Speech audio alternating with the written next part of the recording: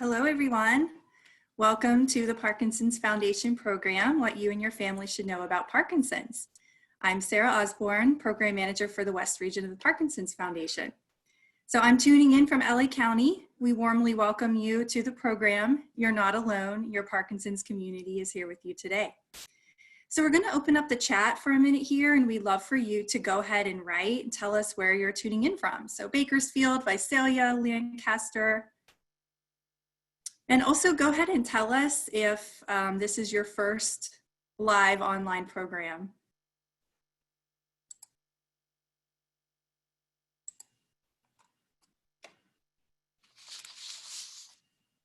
So that chat is on the bottom bar. It's a black bar at the bottom of your screen, and it should say chat. Oh, yeah, Bakersfield. I'm tuning in from Santa Clarita.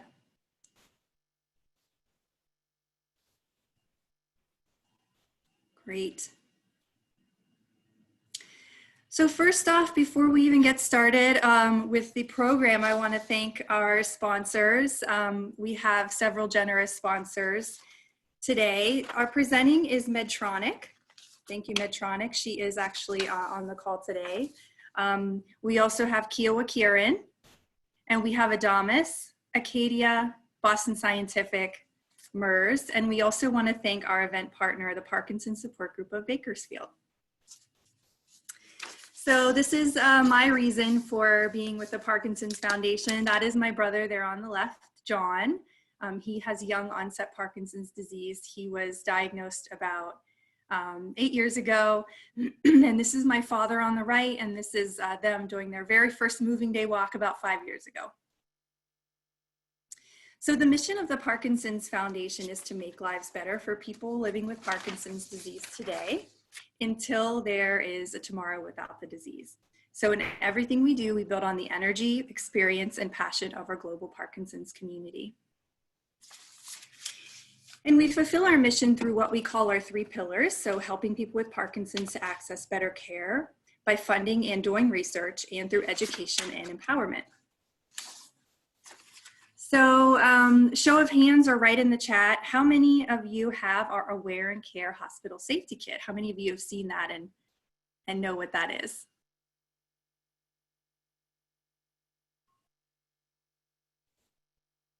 So our Aware and Care Kit is probably one of our more popular resources. This is a hospital safety kit. Yep, see some people have ordered and received those. This includes a medical alert bracelet and a hospital plan, and some really great information for staying safer, not only in the hospital, but also while you're traveling, and as a go kit, a backup emergency kit. We also have all kinds of wonderful books, which you'll see in our chat. We're going to be launching those throughout the program so that you can look at those online. And you can also always call our amazing helpline at 1-800-4PD-INFO to order any of these books.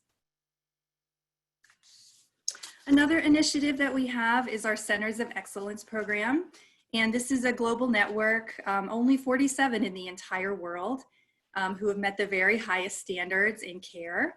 One of them being the Center of Excellence at University of Southern California. We have 2 speakers from that institution here today. So we do invest more than $10 million annually to support research and the most talented minds in Parkinson's. Our newest initiative is called PD Generation. It explores genetics in Parkinson's. You can find out more at parkinson.org/PDGene. And then we have, in addition to all the other great initiatives, we have a walk. It's called Moving Day.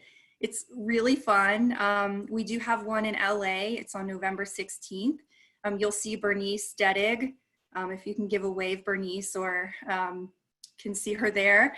She is overseeing the Los Angeles walk. You can chat her directly if you would like to join or for more information.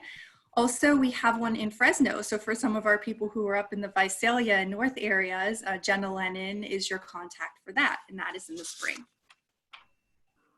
So once again, shout out to those sponsors who make these things possible: Medtronic, Kiowa Kirin, Adamas, Acadia, Boston Scientific, MERS, and the event partner, the Parkinson's Support Group. So this is how we keep connected with you if you want to jot down a few of these resources. Okay, before we get started, we're going to do a quick poll.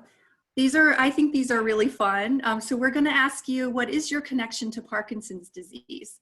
And you can just take a minute and go ahead and click and tell us what your connection to Parkinson's disease is.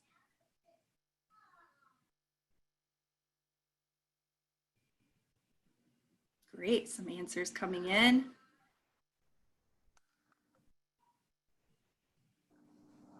Yep, lots of people with Parkinson's joining. Some care partners, family members. I'm a family member. Healthcare professional. Fantastic. Thank you for sharing and thank you for joining us.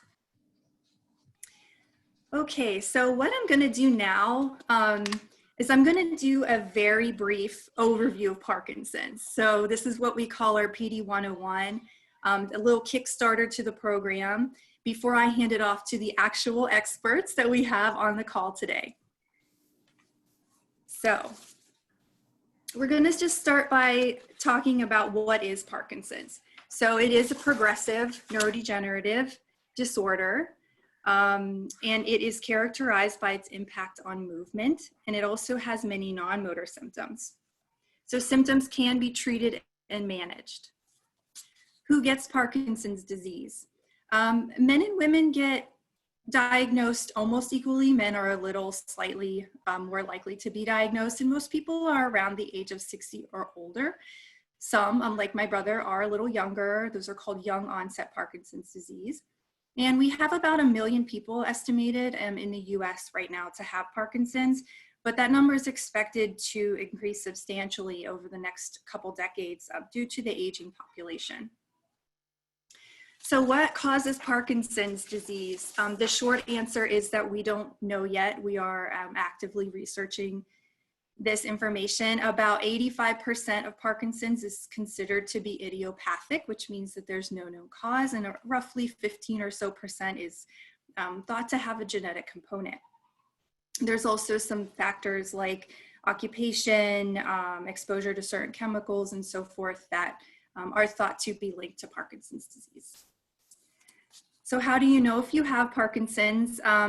Parkinson's diagnosis is usually by exclusion, so they rule a lot of other things out. And really the person that you want to see if a diagnosis ever is in question is a movement disorder specialist. They're the gold standard in this field. We're very fortunate we have 2 joining us today for their expertise. And so you don't need a blood test, lab test, anything like that to diagnose Parkinson's. Rather, you get those tests to rule other things out. So symptoms, you know, they're very varied. You hear a lot, if you've met a person with Parkinson's, you've met a person with Parkinson's. Everybody's very different. It's a very unique and individual disease. And the paths of progression can look different in everybody and can change over time. And so those are characterized mainly, the symptoms are characterized in movement or motor symptoms and non-movement, non-motor symptoms. And there are 4 primary motor symptoms, which are tremor, slow movement or bradykinesia, rigidity or stiffness, and then postural instability. So the first 3 that I mentioned usually occur a little earlier, and then the gait changes and postural changes tend to happen a little later. And sometimes the motor symptoms are on just one side of the body. Other changes could include like speech and swallowing and a few other things related to the bradykinesia. So then the non-motor symptoms, such as changes in depression, changes in mood such as depression or anxiety, and some are related to medications that you might be taking for your Parkinson's. A lot of times people will experience slower thinking, and maybe changes to the way that you smell things or to your circulation. It can also cause constipation or urinary issues. But Parkinson's can be treated. The symptoms of Parkinson's can be treated. And the goal is really to reduce symptoms and to help people with Parkinson's live better lives. And the treatment is going to be completely individual per person, per symptom, per stage, and so forth, and can change over time. Some of these treatments, just for a quick overview, probably most of you are familiar with medications as treatment for motor and non-motor symptoms.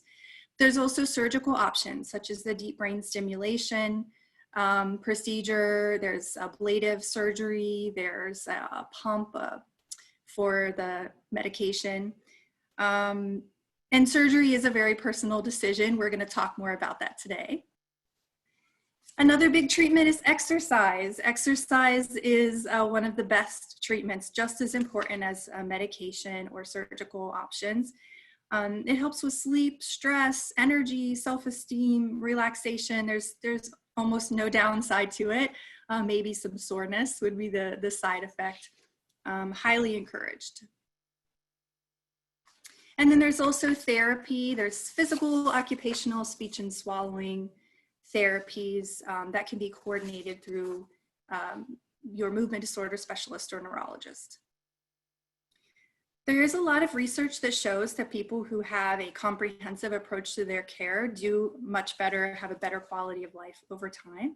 So there's a lot of people that are involved in Parkinson's care, the movement disorder specialist, of course, sometimes a general neurologist to fill in gaps or to be seen in certain communities, nurses, therapists, surgeons, social workers, and pharmacists, all very involved in the care of Parkinson's.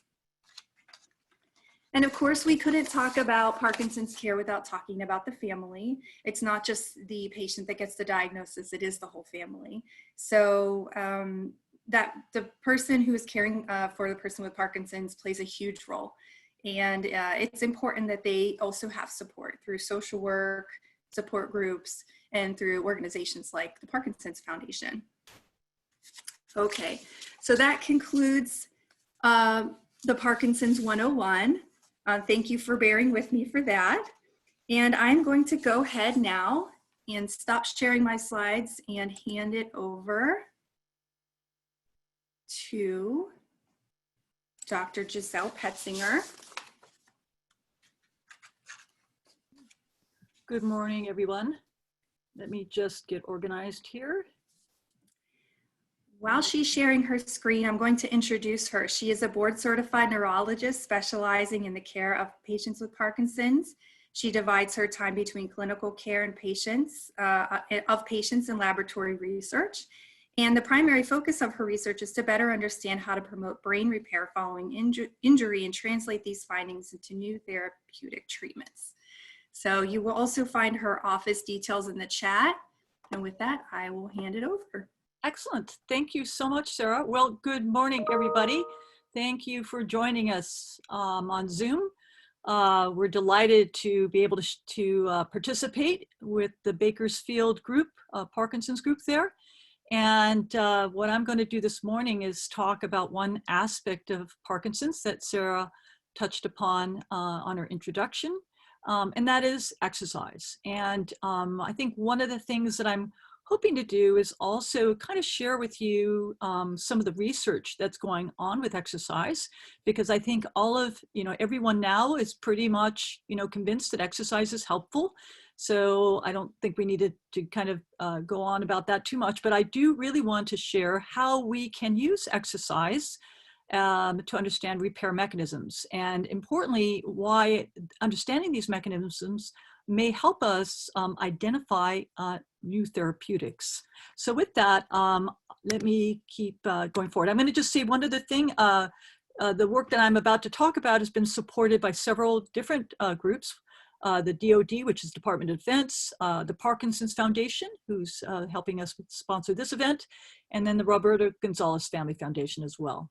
Also to remember that many times research is really a team effort like everything else. And so the work I'm going to talk about here is really happening from a team of researchers that I work with here at USC. So let's just start with some general ideas about Parkinson's, because I think it will be helpful when we start talking about what it means for exercise effects on the brain, and what are we expecting and hoping to see. I think the first thing that I like to do is show this cartoon, and I admit it's a little bit of a complicated cartoon, but I'm just going to highlight some really important features. First of all, this is just a section of the brain. We're looking at it on the side. So we're looking from the side of the brain, and what you can see to your left is the front part of the brain, and to your right is the back part of the brain. Now, we also see these blue and red circles. And the reason I'm showing you these circles is because I'm trying to show you in a cartoon format, essentially how behavior works. The idea here is that behavior, our ability to think and our ability to move, is happening because of connections between different parts of the brain. And so that's kind of a really important idea here, because there is a thought that, oh, one certain part of the brain, certain cells are what's allowing me to think, or certain cells are allowing me to move. The truth is, it's actually a little bit more complex. It's really about connections. And we're going to go back to that theory, that topic a couple times. So again, one part of the brain connecting to another part of the brain allows me to move and allows me to think. We'll put that aside for a second, and we're going to talk about what this general theme is about, which is called neuroplasticity. So it's exercise and neuroplasticity. And many people, want to understand, what does that term mean? Because we've been hearing about it now for such a long time. And I'm just kind of breaking down some general ideas of what we mean when we mean neuroplasticity. Fundamentally, neuroplasticity means brain change. That means my brain is changing, and it's changing in those circuits that I showed you, meaning that they can be refined, they can be made strengthened, they can be made tighter with more connections. So it is about changing those circuits in many ways. And so fundamentally, neuroplasticity has to do with those connections, how I form those connections. And I think one very important thought about that is, many people wonder, how are those connections formed? Well, those connections are formed, just generally speaking, through practice. Every time I'm doing something over and over again, and what I would say I'm learning to think, I'm learning to learn a new language or mathematical problem, or I'm learning a new skill, it's happening because connections are formed. So that's a very important principle about what neuroplasticity is. Synapses is where the connections are actually happening. We give that a very particular term. So I showed you those blue and red circles. Those are the connections, right? Those are the circuits. We give that name circuits. But the physical contact between one cell to another is called a synapse. And we'll go back to that again. Again, another very important general idea of neuroplasticity is that it's also about the brain trying to change and adapt. In the context of learning, it's going to adapt and change. It's going to become tighter. It's new circuits are forming. But also the other idea that some of the changes that happen with the brain is actually after injury. And we certainly know that in the context of stroke. People know that people get better. That term is called homeostasis. So it's still about change. But in this context, I would say the brain is also part of this. It tries to change and adapt, not just by what I do through learning, but also after injury. So the fourth point is back to sort of what we talked about, meaning that learning, so neuroplasticity is about learning, right? Or we can also say it's a way of encoding, right? So it's encoding experiences.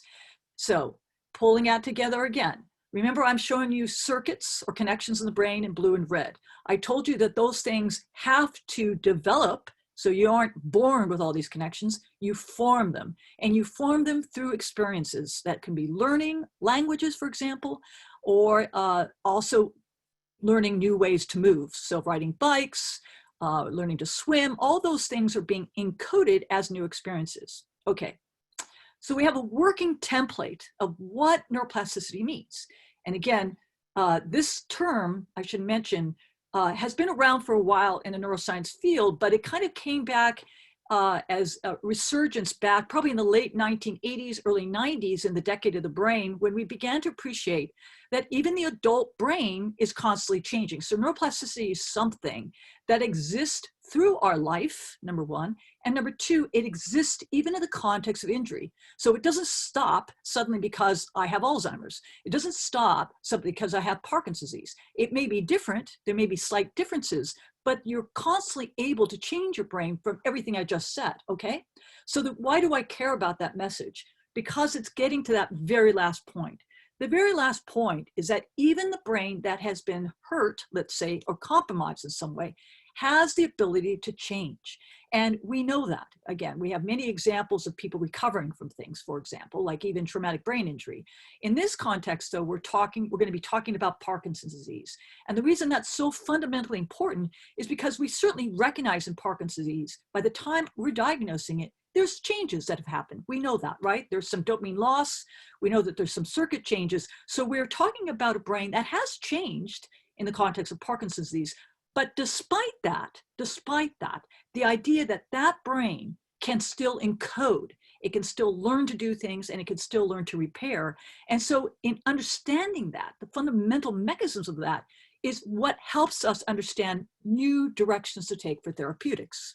So that's a lot of information to take in with 2 slides, but I'm hoping now in the next few slides that we're going to kind of revisit these ideas over and over again, so you start getting a feel for why we think exercise is just one type of experience that we feel may change or improve this ability to encode.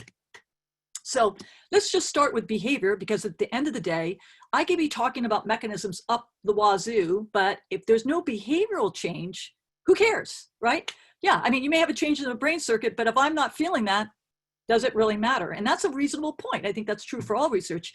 You want to know that it's making a difference for people in day-to-day function.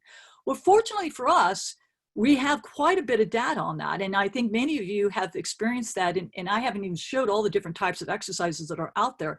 I can't even tell you how impressed I've been with all the different programs. We are so lucky that we have so many talented people and so many motivated people that are engaged in programs and teaching people to move, right, in a challenging new way or better, right? And so the data that we have to date that we've been able to accumulate over the last maybe 10, 15 years is hands down, you're involved in some sort of program, you're going to do better. We know that. There is no comparison to what people used to look like before we even started considering exercise.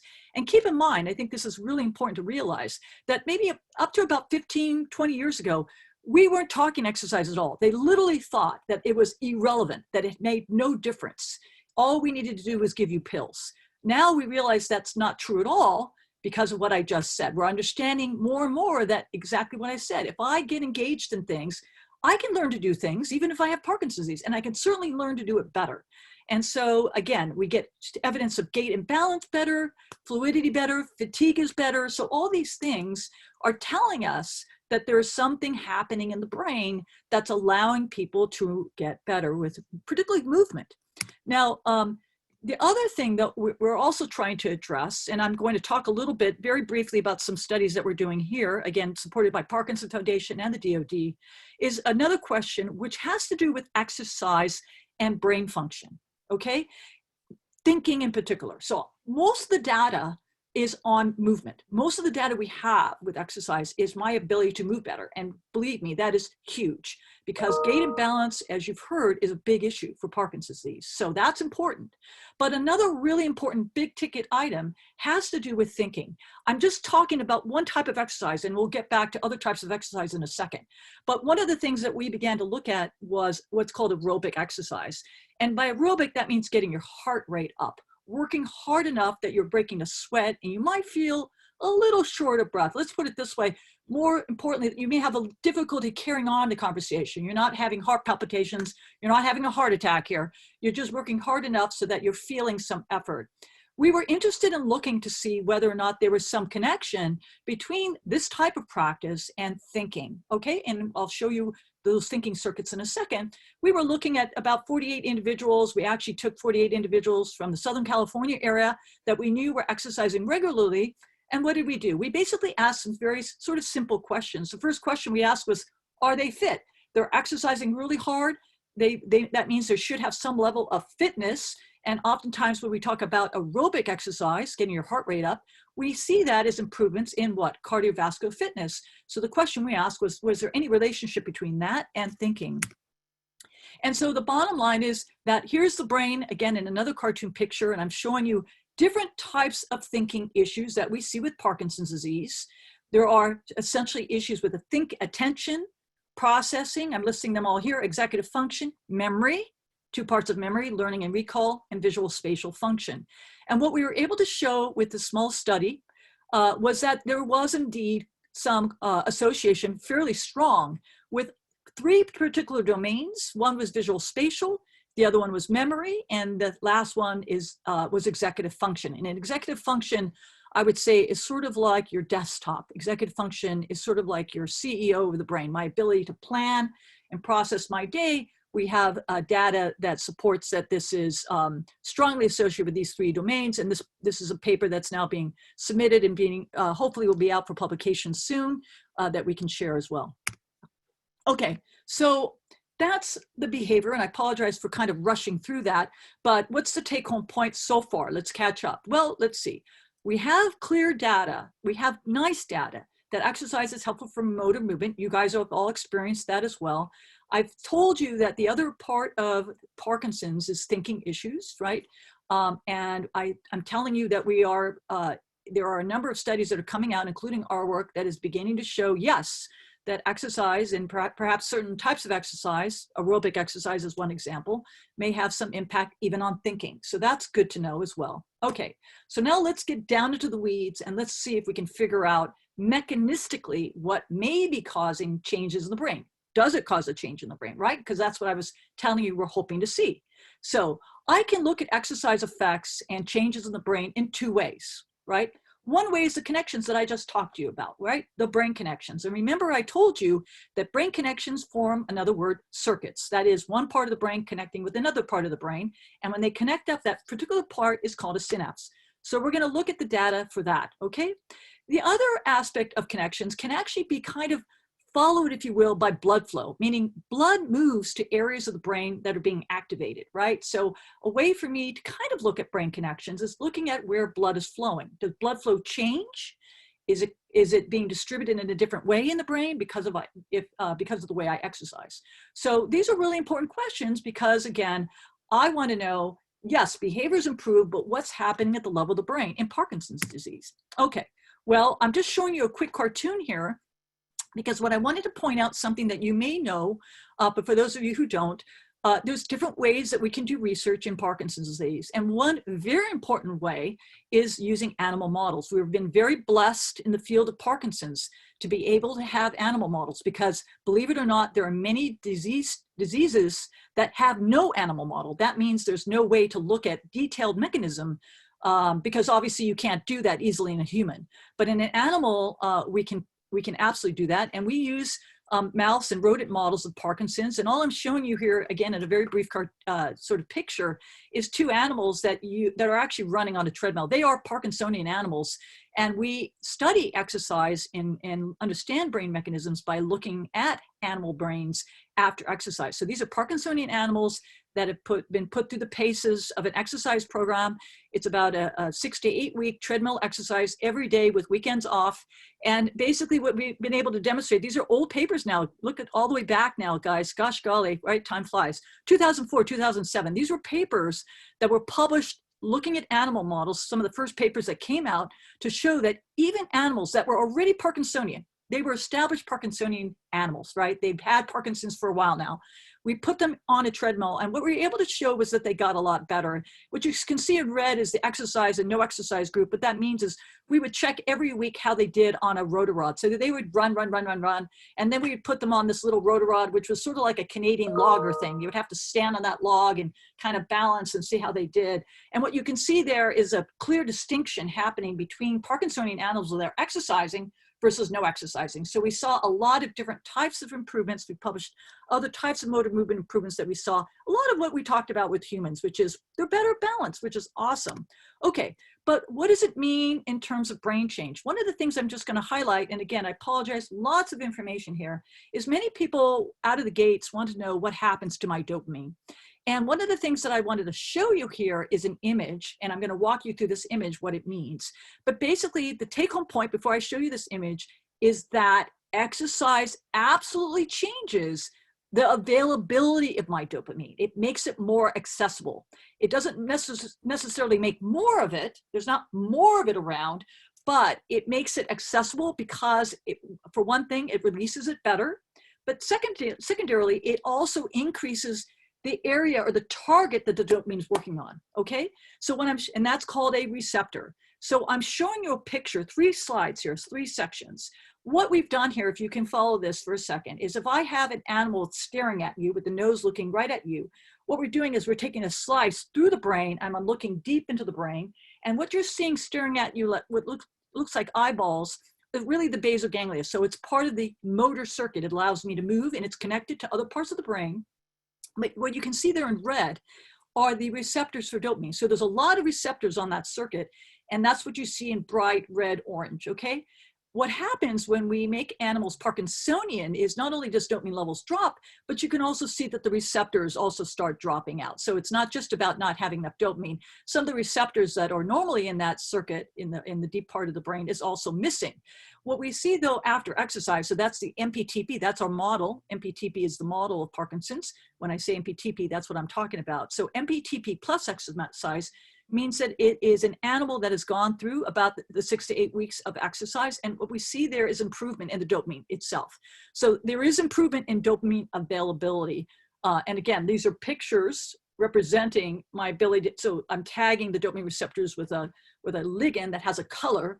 And these are animal studies that we've been able to show. So take home point is that yes, exercise does improve dopamine availability. And again, this paper came out in 2010. So we've known this for a while. And now what I want to do is highlight the human study. This human study was a smaller scale study. Again, this was a pilot study, but now this has been shown in a recent paper by John Stossel and University of Vancouver, British Columbia. Take home point is this. We're looking at a human brain here. And remember how I told you that I can look at dopamine receptors, dopamine availability. What you see in blue at the top is a picture of just the dopamine receptors. So that red there is your basal ganglia. That's a human picture. That's a human brain. All right. This 1B is just the brain structure. And then 1C is superimposing this brain structure with the dopamine receptors. And so I'm now seeing where those dopamine receptors are. See how it's deep in the brain? That's part of that motor circuit. And what I want to show you in 1D in red is that this was a study where we were able to look before and after exercise and see whether there was a difference. So what I'm showing in 1D in red is a difference, meaning an increase. Red means more receptors. So take home point. In humans, after an 8-week treadmill exercise study, we saw an increase in the dopamine receptors, very similarly to what we saw in animals. And these patients were actually so mild, we didn't even need to give them any treatment. So they weren't even on any dopamine at all. We didn't give them any drugs. This was just strictly exercise. So we felt that this was important because it was beginning to show that just what we suspected, the brain can change even in the context of Parkinson's disease. Okay. How about the connection question? What happens with connections? I'm showing you to the top left again. These are the exercise animals to remind you that we make animals Parkinsonian by using a compound called MPTP, and they're running on a treadmill. And after about 8 weeks, we're going to take a look at their brain. Slice A is a section of the brain, the basal ganglia. Again, you see it hatch marked. We're taking a deep look at these cells to see if they're making more connections. At B, top, with the orange arrows, those are the synapses. So these are where the connections should be happening. This is an animal that's Parkinsonian that is just sitting around. And right below that, look at that Parkinson's exercise. I'm just showing you visually how many more connections happen. Those are all connections. And that's at least 20% improvement just in connections. These are Parkinsonian animals that have cell loss, have dopamine loss and everything. But after 8 weeks of running, we've shown changes in synapses. Now, the other thing I just want to highlight too, look to the right. You see the pictures of the blue, red, and yellow? These are another way that we can show how more connections are being made. This is a whole cell. And what we do is the cells have these little connections, but they also have more branching. And so we're actually outlining all the branches of a cell. I'm just showing you examples, okay? So there's obviously lots of cells around them, but I'm picking one cell from each type of animal just to show you what it looks like. Sailing animal is the number of connections a normal brain would have. And then you look at the Parkinsonian sedentary animal. If you can move your little chat thing or your little visual over to the side, what you'll see is that there is in red much fewer branches. So dopamine loss causes a dropout in dopamine receptors and less connections. And then in yellow, look at what happens with exercise. So there's much more branching and there's much more connections. Okay, so let's go to the next slide, and I'm paying attention to the time. And am I running out already? I am, huh? Sarah? You're in good shape. You still have 5 minutes. Okay, so I'll keep going here. So the question is, what helps these connections form, right? So now that's something that we're very interested in. And what we're going to do, let me go right to the blood flow, because I think that's such an important finding. And so what I want to show you here is some work that was done from a colleague of mine here, again at USC. And in this case, again, we have an animal, a Parkinsonian animal cartoon. So he's been Parkinsonian for a while. He's running on a running wheel. And people are sort of familiar with the running wheel idea with animals. But what I want to show you is the two running wheels. Look at the top pictures of those running wheels. In one hand, there's spokes removed. That's a much harder running wheel. And the other one is nice and smooth. And the reason we're using these is because we're trying to compare two types of exercise. The one to the left is going to be more skillful. This animal is going to be paying a lot more attention. And the one to the right is just getting your heart rate up. And what I'm going to show you here is changes in blood flow. So anything you see that's bright yellow or bright red is more blood flow. So these are animals. One group is in skilled and one group is in non-skilled, and they've been running for 8 weeks. They both have Parkinson's, but they've been running for 8 weeks. At the end of that study, we take their brain out and we can look at blood flow because we can tag it. And I want you to see the differences between these two brains. So what we're tagging there, what we've marked there is the prefrontal cortex. So that's the thinking part of the brain. And we're comparing side to side skilled and aerobic. And then right below that is the motor part of the brain. And I guess the take-home point there is to show you how beneficial, how important it is to have skilled exercise as a part of your practice. Many of you guys are doing that. I'm just highlighting that again, that it isn't just simply about aerobic exercise. It's not simply about getting your heart rate up, but also trying to point out why it's so important that you practice balance and gait. Why is it so important that you try to get better at something, right? And that's sort of the idea. The more I practice, the more I'm going to get better connections and blood flow. Okay. So I think what I'm going to do, I'm going to end with that slide and basically, again, highlight a couple things. First and foremost, absolutely, exercise helps behavior. That's what we're really interested in at the end of the day. And we can tell you for a fact, and you have that personal experience, that you're going to do better with gait and balance. That dopamine alone is not going to do enough. And we know that now. So most everyone, honestly, is in some sort of exercise program, which is awesome. The newer data, I would still say, is about thinking. And that verdict is still out. There's a lot of people working hard on that question, including ourselves, because it is something that we would like to see better. We don't have great compounds for thinking, so we'd like to understand how well exercise can help that. And more importantly, as I said, we'd like to understand mechanistically what may be causing or improving that. So we're looking at connections first and foremost, and we've been able to demonstrate that in two ways. One is connections, physical connections, which I was able to show you, as well as blood flow, which is reflective of parts of the brain working together, in a way looking at connections as well. Some of the ongoing work that we are involved in right now is looking at the very specific molecules now that are supporting that, including the role of trophic factors, which are a type of fertilizer that the brain uses to help grow connections. We're also looking at fuel sources. So fuel is always necessary when you're trying to make new connections. You need fuel. And we're also interested in the immune system, but not quite in the way you think. I know immune system tends to get a pretty bad rap in terms of inflammation, but the truth is the immune systems have a yin and a yang like everything else. It has anti-inflammatory, which means it fights inflammation as well as adding to inflammation. And so some of the things that we're looking at is the role that the immune system plays to promote and block inflammation. And that's ongoing work again at the study. So again, I thank you for your time. I wish you guys a wonderful rest of the day, and I'll stick around for some more questions at the end of the talk today. Thank you. Dr. Petzinger, we do have a few questions if you have a moment. Sure. This one is sort of a two-part question. So you had talked about aerobic exercise. You had also talked about cardiovascular fitness. Yes. Can you talk a little bit about what does that mean, aerobic exercise, and what is cardiovascular fitness? Absolutely. Great question. So basically, cardiovascular fitness is essentially a consequence of aerobic exercise. I get more cardiovascularly fit. What we're borrowing from is the heart literature. So, you know, a lot of the exercise field, obviously there's exercise work being done in brain, and there's exercise work being done for heart health, right? And so the idea is that the harder I work with getting my heart rate up and oxygenating myself, the more efficient I'm going to be in extracting oxygen.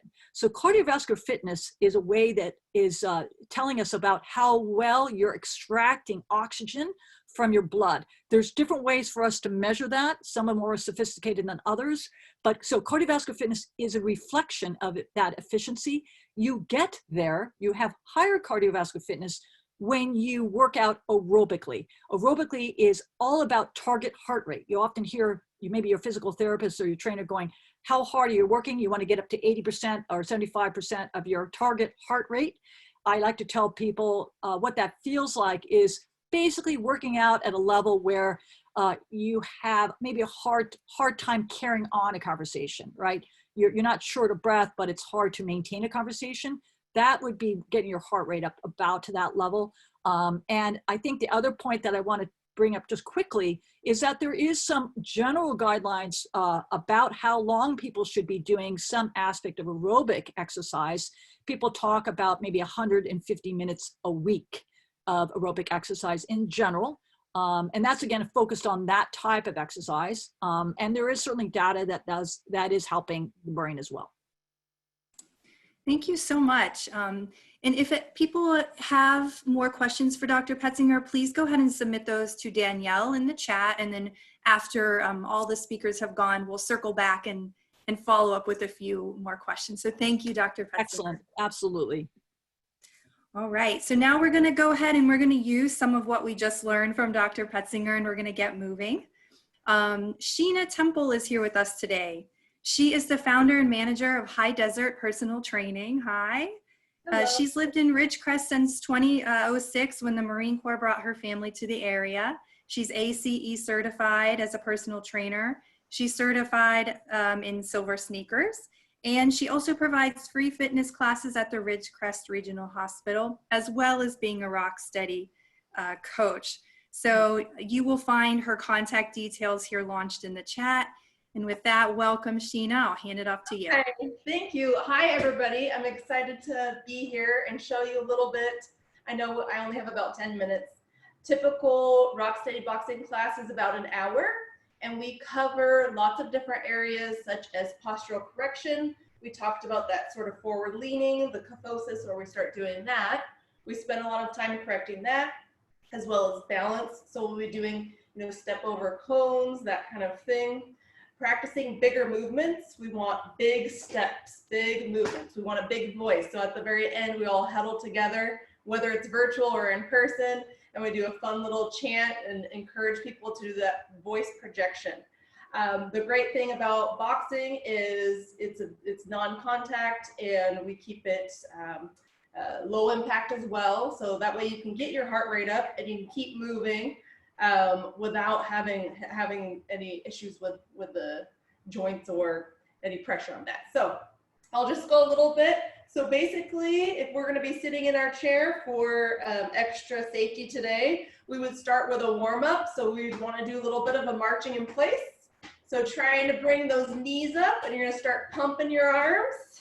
Good. Sitting tall. We always want to kind of remind you to sit tall and have a nice, good posture.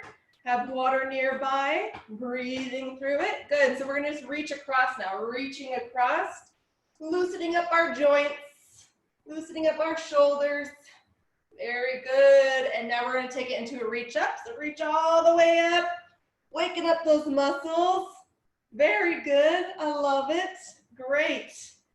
Good, and we're gonna go trunk rotation. So lace those fingers together, elbows out, small little twist at the torso, looking forward. Again, sitting tall, and don't forget to breathe. Sometimes we hold our breath when we get a little nervous that we're doing something that's new. So I always want to encourage that. Very good. Now we're gonna do power ups. So we're gonna sit back in our chair. You're gonna crisscross your arms, and we're gonna go a hip hinge, forward lean. Make sure you're looking forward to a nice straight back, and you're gonna inhale. Bring those arms up, pressing your back into the chair, and exhale, hip hinge. Very good. Again, inhale up, bringing those arms up, and exhale, hip hinge. We're gonna do one more power up. Inhale, come up, and exhale, come down. Very good. Okay, so now you're gonna bring your right hand and you're gonna slide it all the way down the inside of your right leg, and then bring that opposite arm up, looking up at your fingertips, opening up that chest. Very good. Trying to avoid that stiffness that we get from sitting.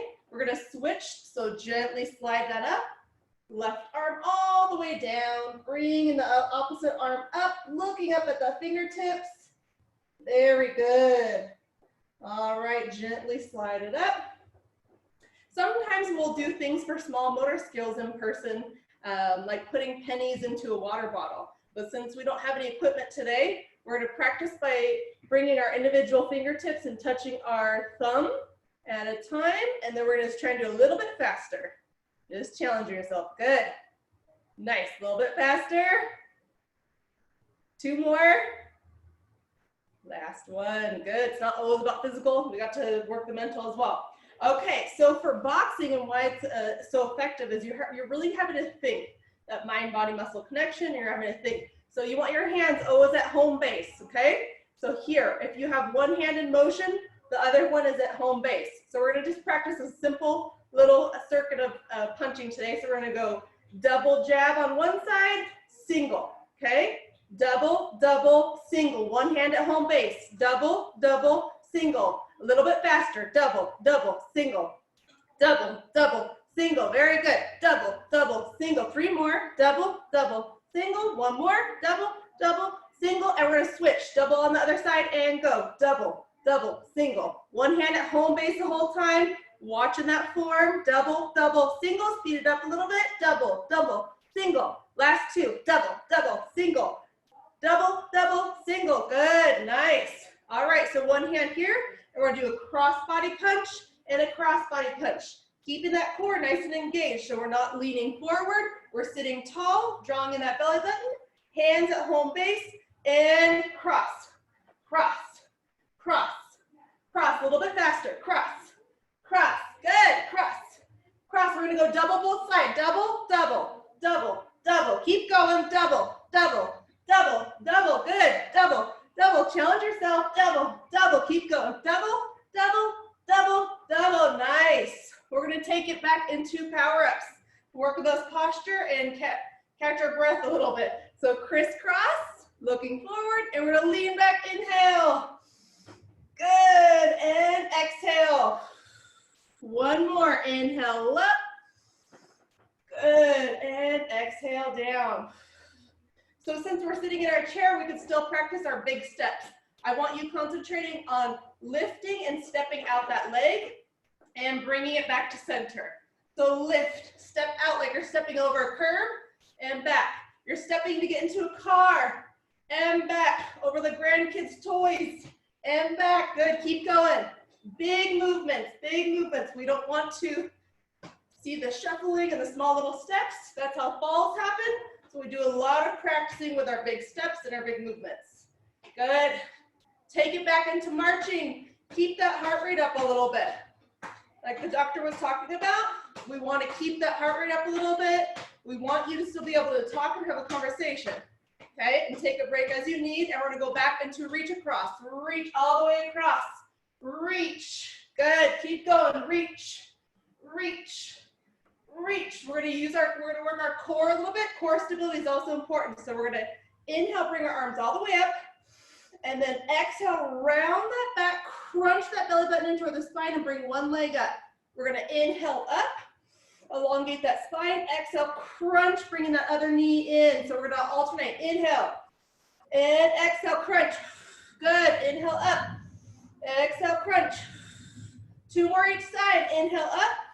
Exhale, crunch. Good. Inhale up. Exhale, crunch. So we got to go at a pretty good pace. Inhale and exhale. 1 more. Inhale and exhale. We're going to go back to jabs.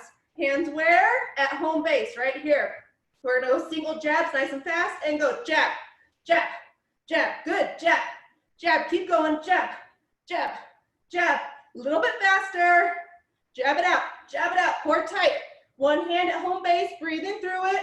A little bit faster.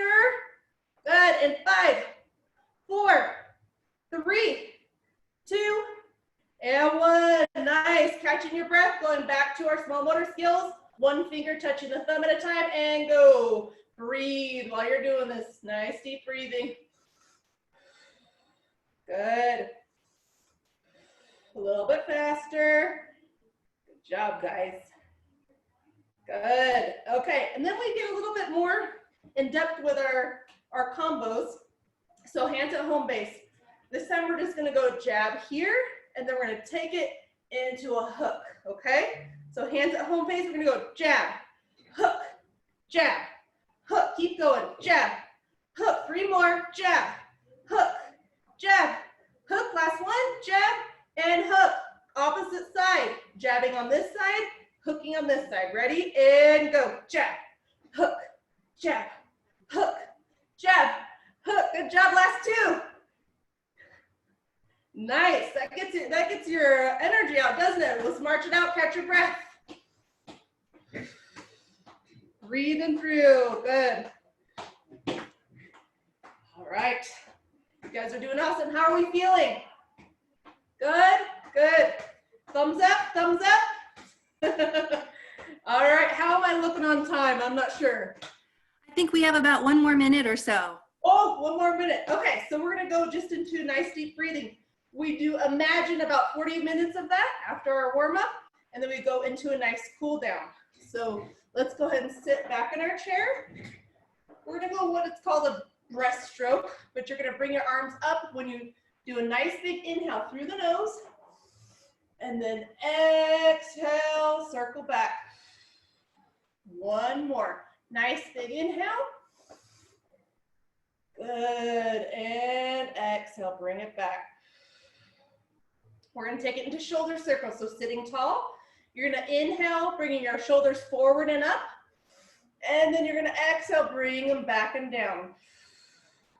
Inhale 1 more time, and exhale. Very good. You're gonna scoot forward just a little bit in your chair, and I want you to crisscross your hands on the side of your legs, okay, and hold nice and firm. You're gonna pull back. We're gonna stretch those upper back muscles and bring the chin to your chest, pulling back. Nice deep stretch. Very good. And you're gonna come out of that. One thing that gets really tight for a lot of people, especially sitting a lot, are our hips. So you'd wanna bring one leg on top of the other and give it a hug if you can. Okay, you're gonna nice big inhale. And you're gonna exhale, lean forward. You're gonna feel a nice deep stretch in the hip, the glute, and the lower back on that side. Good, you don't want it to be painful, but you do wanna feel stretch. And we're gonna come out of that. And we're gonna switch legs. So crisscross, give it a hug. Nice big inhale.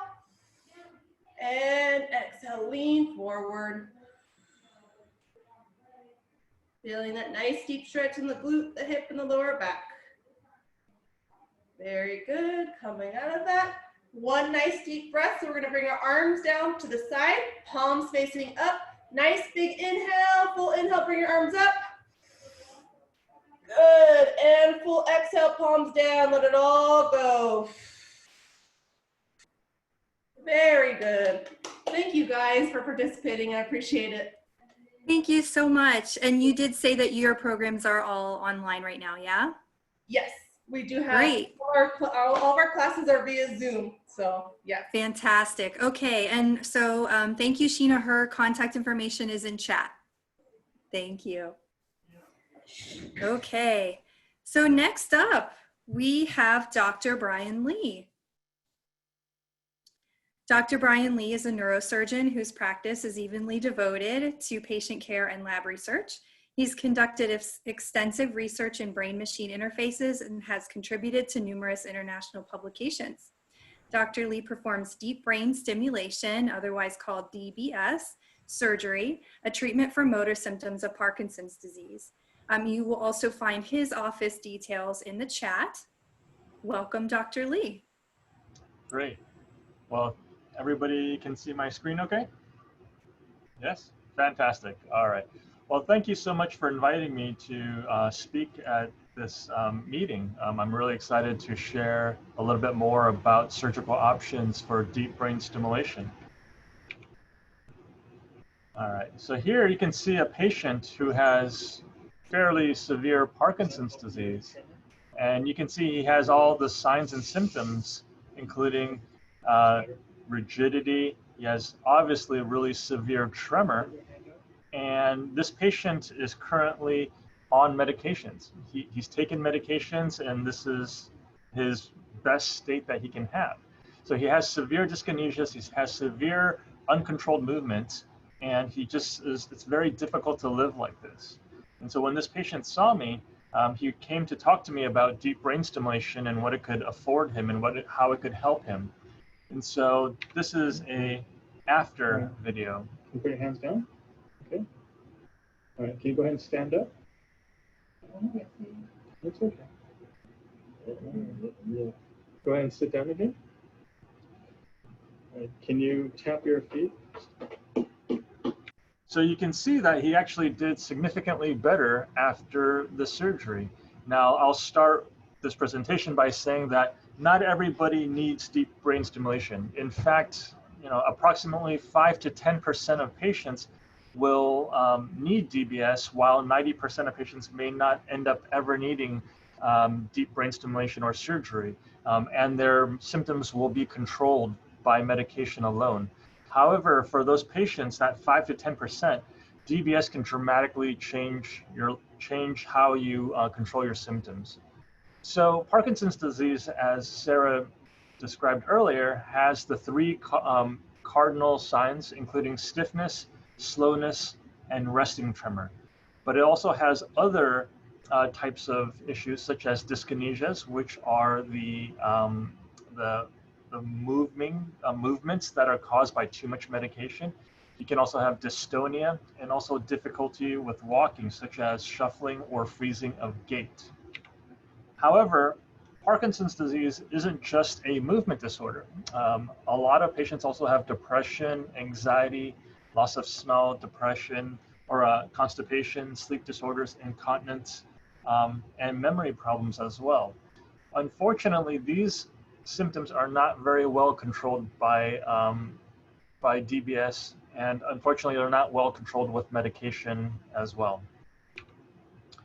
So Parkinson's disease, as I mentioned earlier, most patients will have some moderate to good response taking medications. And these days, it's very exciting because there are a numerous number of medications that are currently available or currently being studied.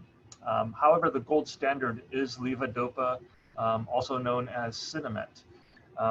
And this can provide the best symptomatic control for us, most patients. However, some patients may need to try some of these additional medications, such as anticholinergics, amantadine, MAO inhibitors, and dopamine agonists. And some patients respond nicely to that, but other patients don't really have a good response or have a lot of side effects from these other medications. This is a timeline of what Parkinson's looks like for many patients. And that center area, the gray area, is your on time. Your on time is when you're feeling good, the medication's kicking in, and you have good control of your symptoms, and you don't have much side effects. Now, this blue area underneath, this is called the off state, where your medications have already worn off, and where you start getting really symptomatic. And the goal of treatment is to keep you in that on period, in that gray area. Now, this green area highlighted above, that is your dyskinetic area.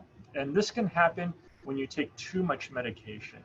So early on in the progression of Parkinson's disease, you have a really wide window for which the medication can work.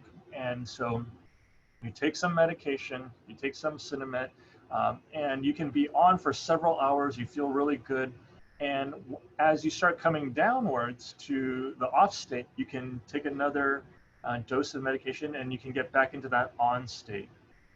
However, this can be variable in patients. Some patients actually start getting this narrower and narrower therapeutic window, and where you now are going into the off state more frequently, And in an attempt to try to get back into the on state, you take more medication more frequently. But by doing so, you start getting dyskinesias into this green state here. And so you can see by the time you're in this area, your on window is very small, where you're either off or you're either dyskinetic. And this is a very challenging place to be. And so this is where deep brain stimulation, or DBS, really can help patients that fall into this situation. So deep brain stimulation, even though people always comment that this is a really futuristic technology that's been around for a long time, it's actually been, or that's relatively new. It's actually been around for a long time. It's been around since 1997 for essential tremor and Parkinsonian tremor, and it was officially approved for Parkinson's disease in 2002. So it's been around for about 20 years now, and even earlier than that, if you want to consider the early clinical trials. So 25 years of DBS technology. And so currently there's over 140,000 patients implanted with DBS, and this number is actually probably closer to 200,000 at this point. Now, what exactly is a DBS, or a deep brain stimulator? So this is a schematic of what a deep brain stimulator looks like. So there's three key components. The most important component, obviously, is the part that goes into your brain. And then this is called the lead extender, or I'm sorry, the lead. This part goes directly into a target in your brain, such as the subthalamic nucleus or the globus pallidus interna. And this then connects to the lead extender, which runs down under the skin, down your neck, into a generator that sits just below your collarbone. And the entire system is under the skin. So there's no exposed components. So this entire system is the deep brain stimulator system. The part in the head, the lead, that's implanted during the first surgery. It's a two-part surgery. And then the second part, the lead extender and the generator, is implanted in the second surgery, which is an outpatient surgery. You'll go home the same day. So the lead itself, the part that goes into your brain, is actually very small. These wires are less than 2 millimeters thick. So we're putting them into the brain, and we're trying to avoid damage to any parts of the brain. You can see here that this is a MRI of the brain. And for this patient, I planned on putting the DBS leads into the part called the globus pallidus interna, and this is the red dots in this location. So in order for the DBS to be effective, it has to be within approximately 1 to 2 millimeters of the target. It can't be anything beyond that, otherwise you may cause side effects. But you can see how small that target is. It has to be very precise. So unlike other surgeries where you go talk to your primary care, then you go talk to your surgeon and you get surgery done, getting DBS for Parkinson's disease is quite different. Parkinson's disease is complicated because you have a lot of different types of symptoms, the motor symptoms and also the non-motor symptoms. But you also have a lot of medications that are involved. And so trying to balance the medications with the actual surgical device can be complicated. So we at USC like to focus on our DBS team. So you're not just working with one of us, you're working with an entire team of people that include obviously the patient themselves, the primary caregiver, whether it's a family member or a nurse, a neurologist, a neuropsychologist, a psychiatrist if necessary, a neurosurgeon, anesthesiologist, somebody who is going to program your DBS system. And then as needed, we may have to have a social worker, a physiatrist, physical therapist, speech therapist, or occupational therapist if necessary. So you can see that there's quite a large number of resources that come together during our monthly DBS meetings where we discuss each patient very carefully. And we talk about what targets, well, we talk about should the patient get DBS? Do we think it's going to help you in your particular case, in your particular situation? with the medications you are on. And if we think that it would benefit you, then we kind of work together as a team to make sure that all the pieces are in place to address not just the DBS, but also your medication, your home situation, whatever physical therapy you may need afterwards. So who should get DBS for patients who have Parkinson's disease? Well, first you need to have a clear diagnosis of Parkinson's disease. And this is kind of challenging sometimes. There's several diseases that can mimic Parkinson's disease, but we want to make sure that we don't put a DBS in a patient that has some other disease because it's not going to help them. So a clear diagnosis of Parkinson's disease, and one of the best ways to know that is to see if over time, if you've had the disease for several years and it's consistent and it's responsive, then we can be more confident that it's Parkinson's disease. Additionally, we want to see that it's responsive to levodopa, or Sinemet. If you have good response to Sinemet, then you're more likely to respond to DBS as well. We want to make sure the patient has minimal cognitive impairment, and then we also want to make sure that you've already been optimized on your medications. So somebody who's only tried a few medications and they haven't really adjusted them, we really want to make sure that you get the maximum benefit from your medication first before we actually do the surgery, because there are risks that come along with DBS surgery. And as a surgeon, my main two worries are bleeding in the brain and also infection. Now, the rate of bleeding in the brain or infection is about 3 to 5%, and that's for any sort of bleeding. Any bleeding that is significant enough to cause a real problem is much less than 1%. And you want to go to an established center that has a lot of experience doing DBS so that they have a good established workflow. They have all the latest equipment to make sure that they can put in the DBS into your brain safely. Other things I worry about include cognitive decline. As we age, our brains are less resilient to putting in the DBS into the brain. There's not a specific age that I have a cutoff for. You can have somebody who's very healthy at 80 years old. You can have somebody who's not very healthy at 50 years old. So it very much depends on each person's situation. And then you can also I also worry about mistargeting, about not putting the DBS lead exactly where it's supposed to be. Now, as you'll see, we have different techniques to make sure that we avoid that from happening, but the DBS lead has to be within 1 to 2 millimeters of the desired target. Otherwise, it's not going to work well, and it can cause a whole bunch of other side effects. So the typical way that people have been putting in DBS into the brain is using the awake technique. And this technique has been around for many decades. It's been around for over 30 years, and it works very well. The newer technique, and it doesn't replace awake technique, but is an alternative, is the asleep technique.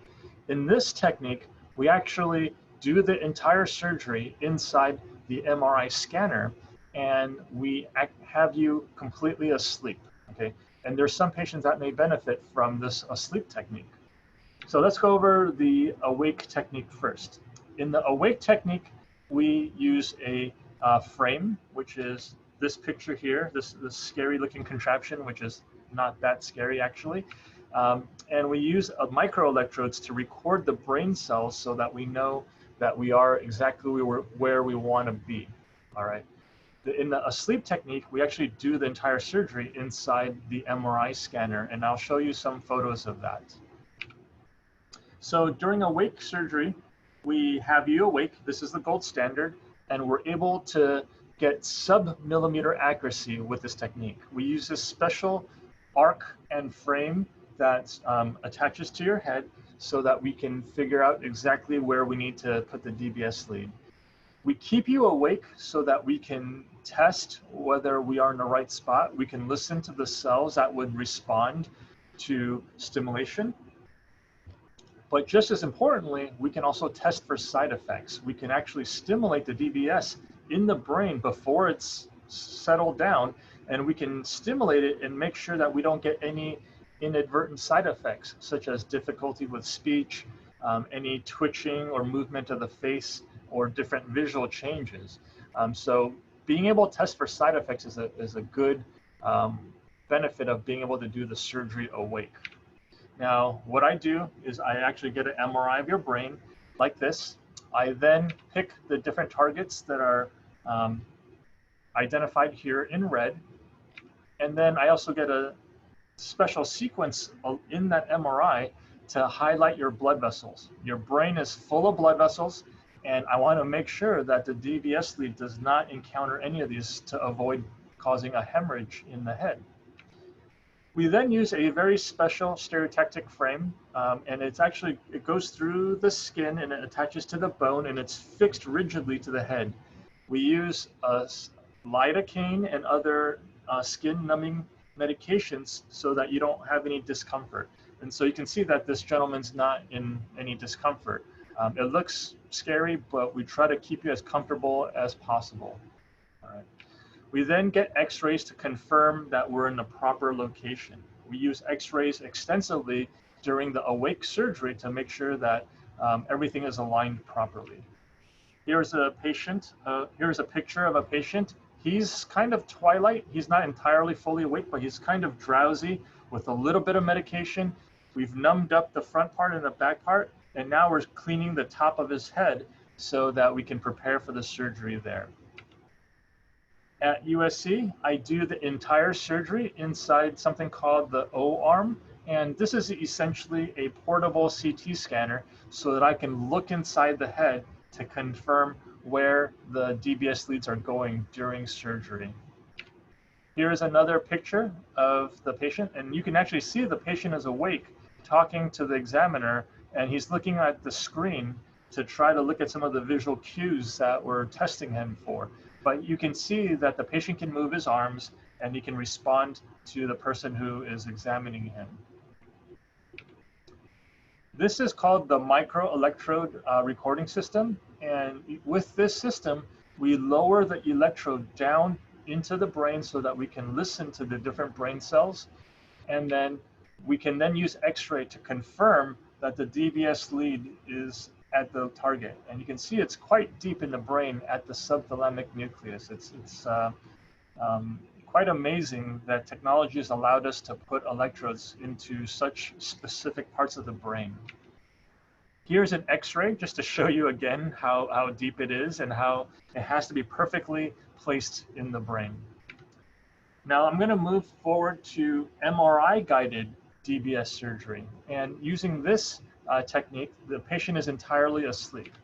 And so we do the entire surgery inside the MRI scanner. And the benefit of that is that we can actually see what's going on in your brain in real time.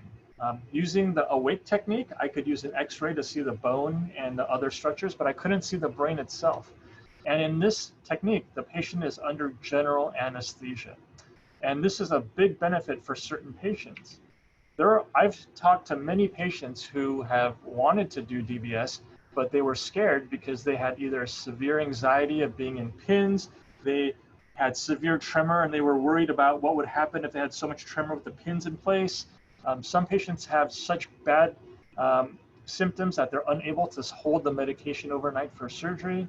And some other patients who don't speak English natively, they're concerned about speaking during surgery. You know, it's kind of a scary place when you're in the operating room and people are talking to you. Either you don't speak English, or some patients have dysphonia or very soft speech, and it's hard for them to speak up during surgery. So they have a lot of concerns with that.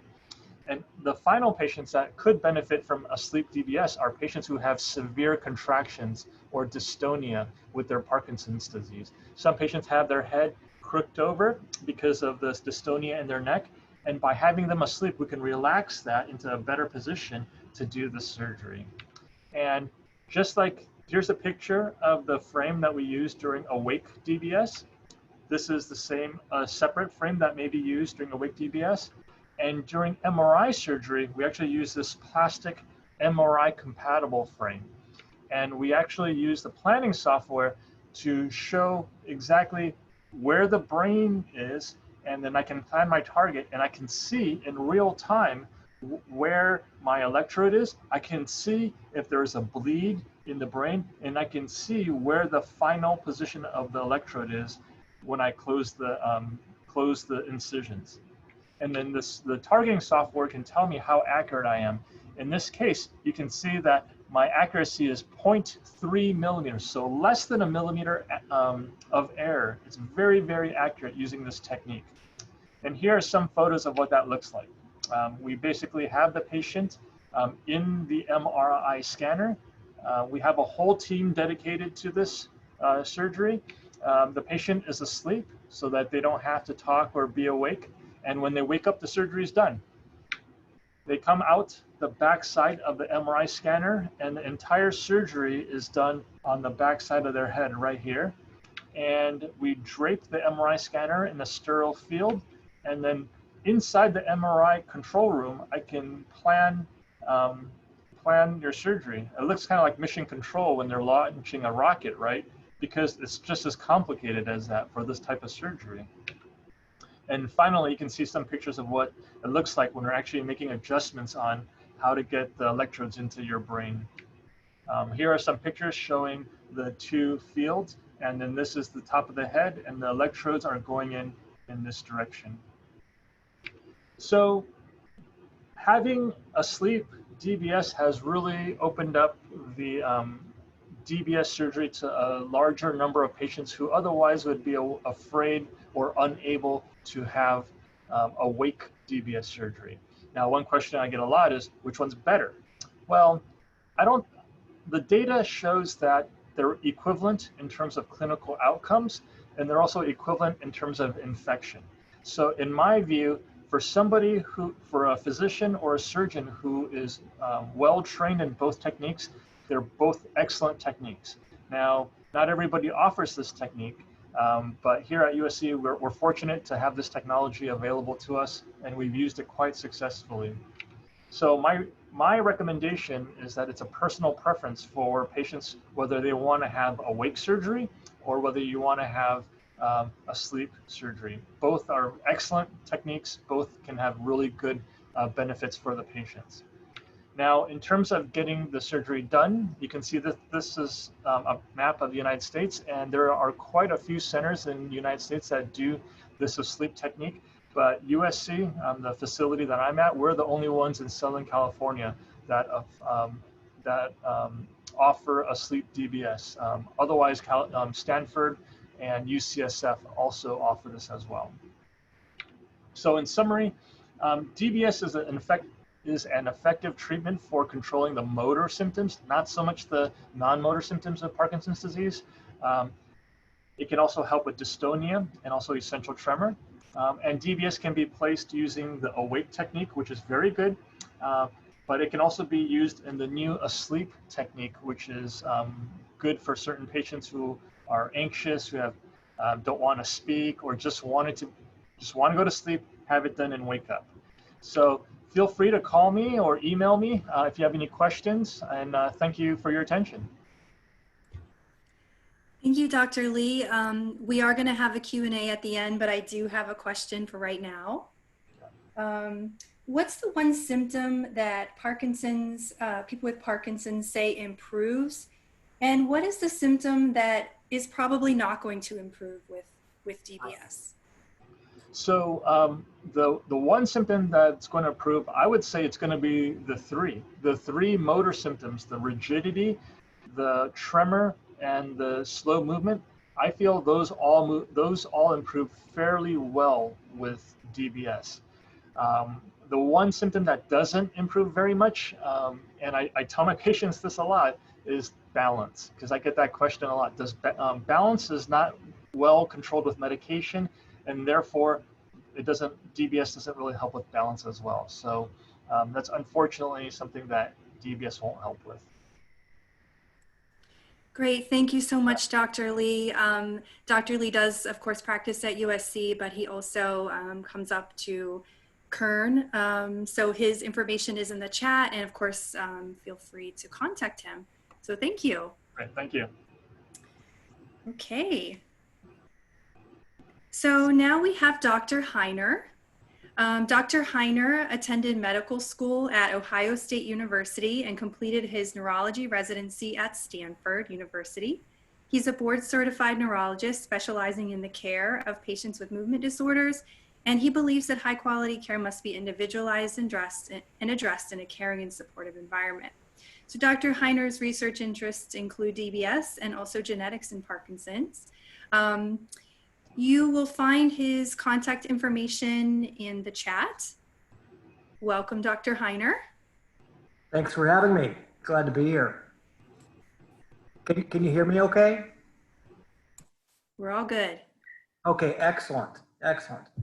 All right, well, I'm kind of new to this Zoom technology, as a lot of us are during this COVID-19 deal, so bear with me a little bit in case there are some technical glitches. Fortunately, we have great staff on hand to help out dummies like me.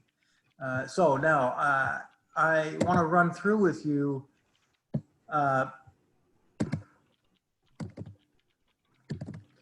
good. And Dr. Lee touched on this a bit about the non-motor symptoms of Parkinson's disease. Oftentimes these non-motor symptoms, i.e. not tremor, not stiffness, not slowness, not walking or balance, you know, the motor symptoms, but other symptoms which are not related to the motor symptoms can be very vexing and troubling and difficult to manage. The motor symptoms of Parkinson's, as has been discussed, are really at its foundation a dopamine deficiency problem. And so the way to treat the motor symptoms is by helping you make more dopamine or mimic the action of dopamine. That's sort of pointing to that deficiency as the issue. However, Parkinson's includes non-motor symptoms, and I want to walk you through that if I can. All right, I am not advancing my slides here.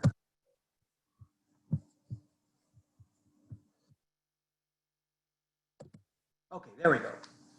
Okay, so the issues of the non-motor symptoms have to do with mental health, cognition, a whole slew of things separate from the usual motor problems.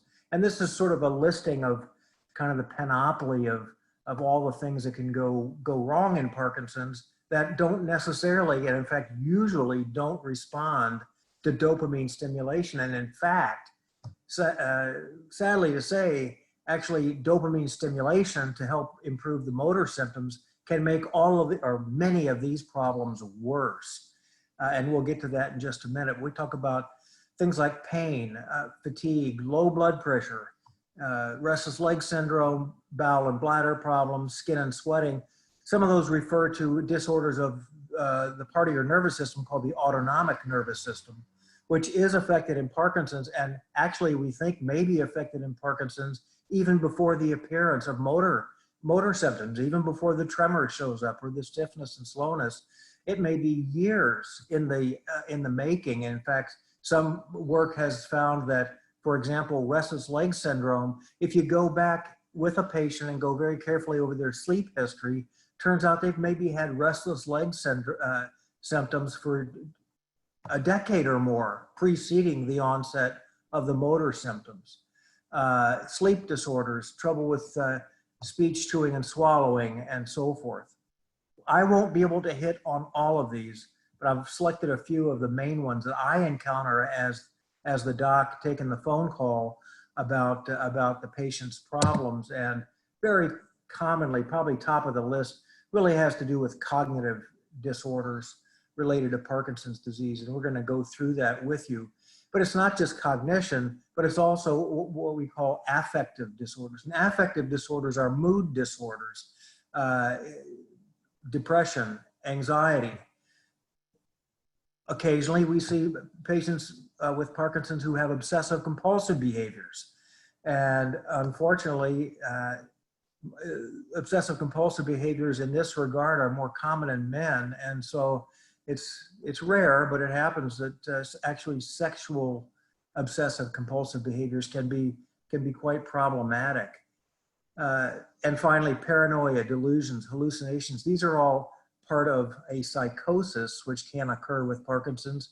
All of these things may be made worse by Parkinson medication and dopamine stimulation. So we're going to touch on all of that stuff.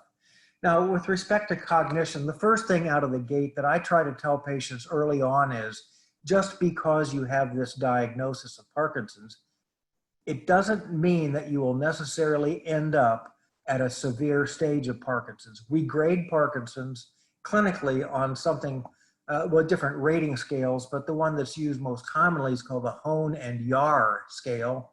Dr. Margaret Hone and Dr. Melvin Yar invented this scale back in the late 60s, and it still is used today.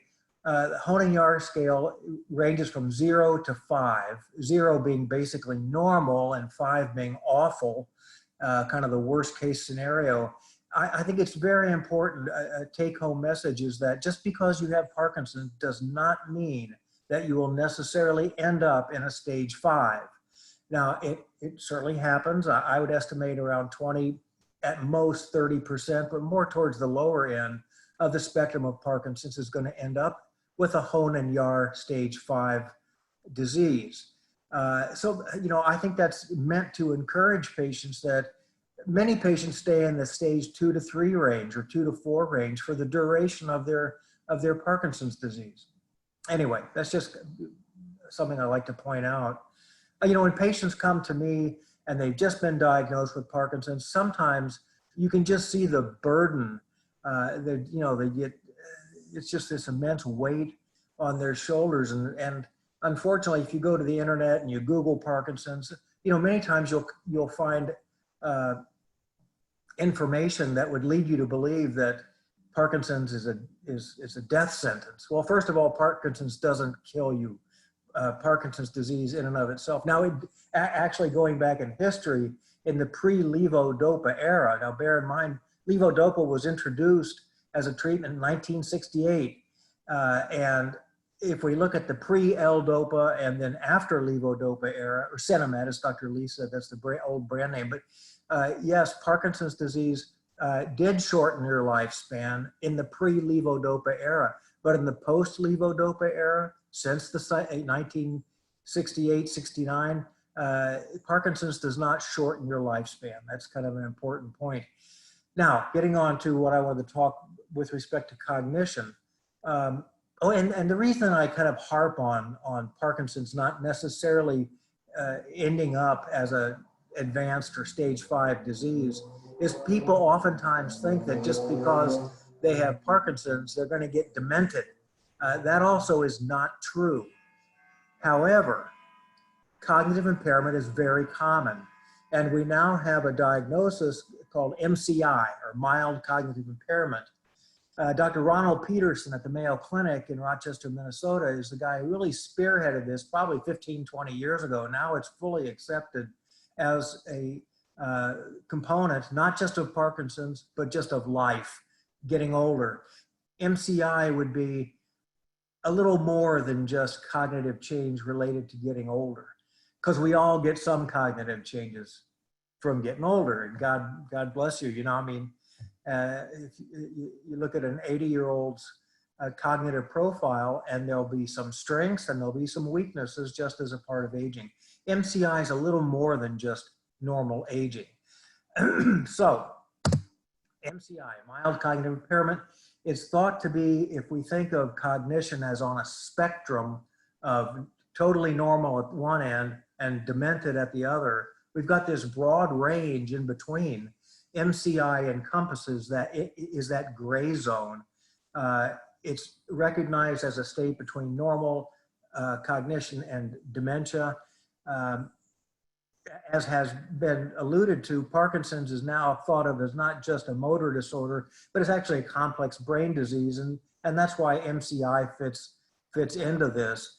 The most common type of MCI is the one that I see practically every day, which is just more forgetfulness than you'd see with normal aging, but not to the extent of causing dementia. So forgetfulness we call amnestic MCI.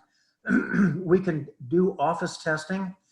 Ideally, the gold standard is neuropsychological testing.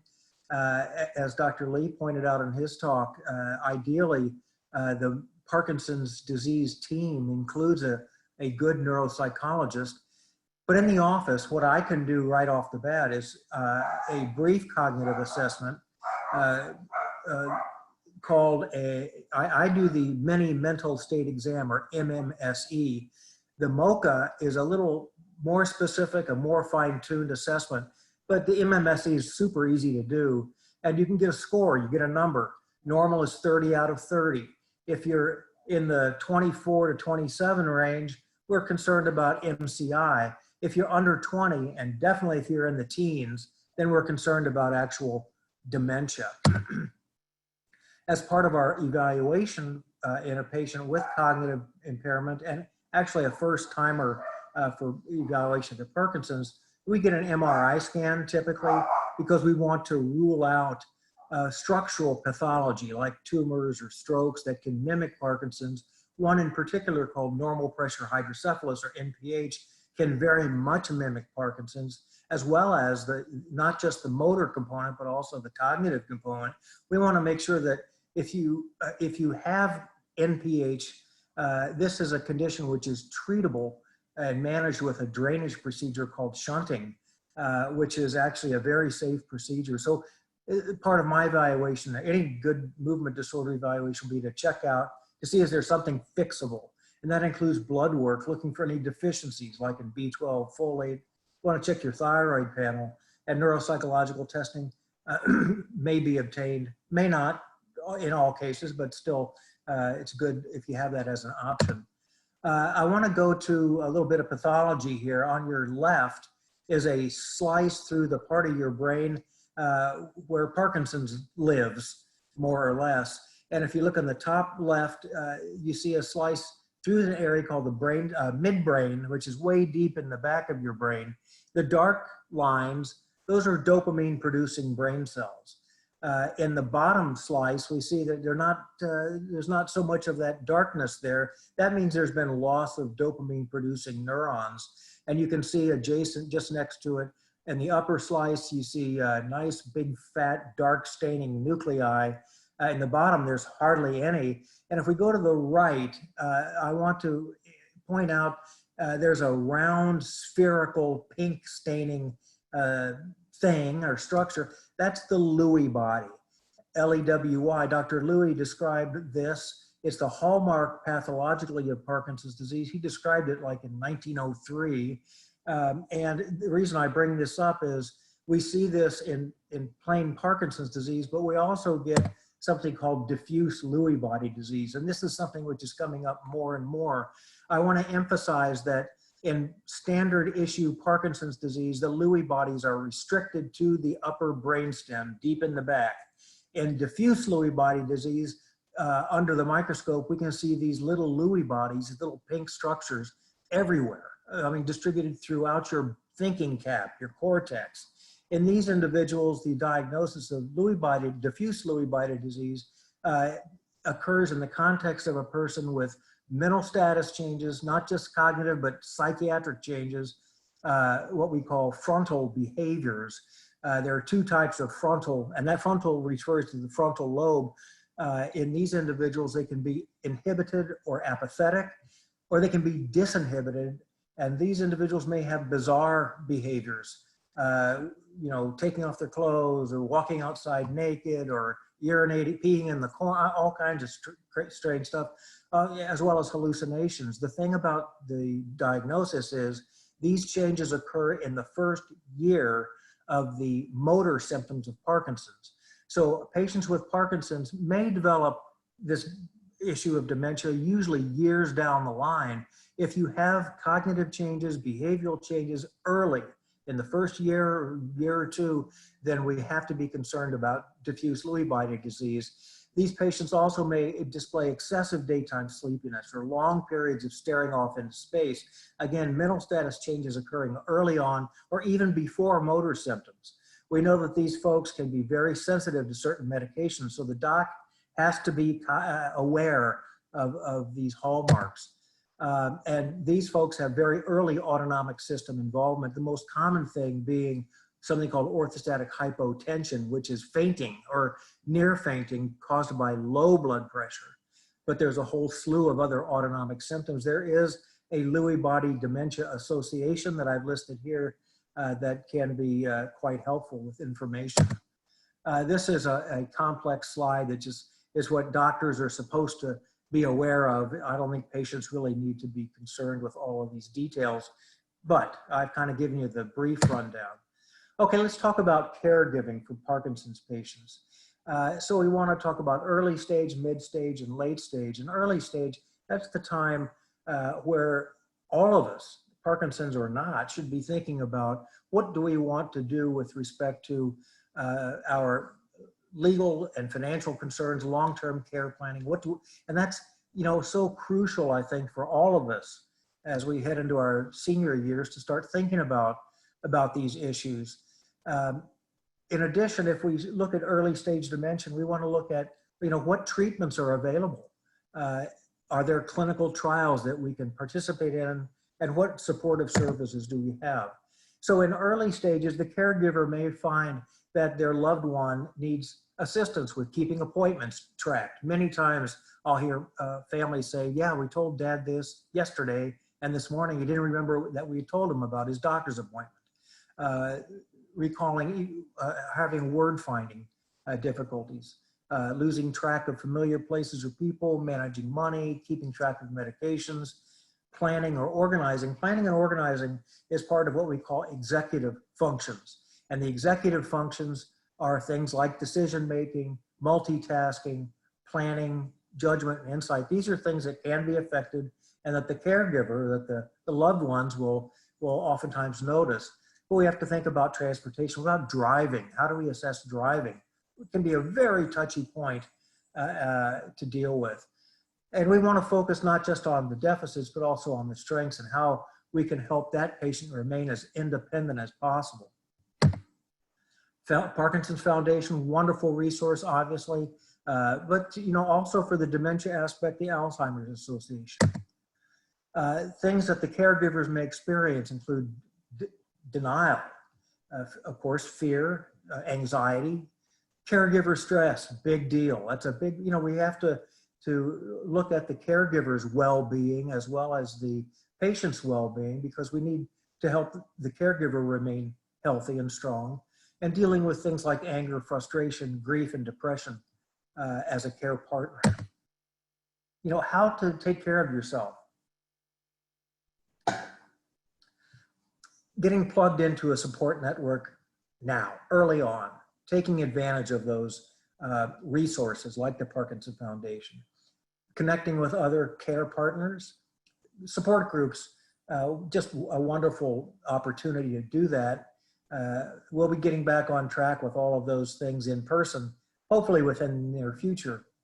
But asking for and accepting help, caregivers need some respite. They need the ability to sometimes get out and do some shopping or do things on their own that they normally would do, just to get a breath of fresh air and kind of restock and take a break. Trying to not take things personally. The caregiver often finds that they're in a sort of an oppositional relationship to the patient. Usually arguing with the patient doesn't work, and I'm going to get to that in just a minute. Middle stage caregiving, you may find that the affected individual is having trouble with word finding, but also things, activities of daily living, like getting dressed, finding the patient's getting angry or frustrated, acting in unexpected ways. Hygiene may start to suffer, changes in behavior, depression, irritability, repetitive behaviors. There's a term that we sometimes use called punding, where an individual who's got some middle stage dementia does repetitive behaviors that make no sense, but they just keep kind of doing them. That would fall into that obsessive compulsive behavior category. I oftentimes hear families tell me, or spouses tell me, you know, I just told him something, and then, or she told her, and then they'll ask the same question kind of repetitively again and again, losing train of thought and so forth. Things that you can do as a caregiver: speak slowly and distinctly.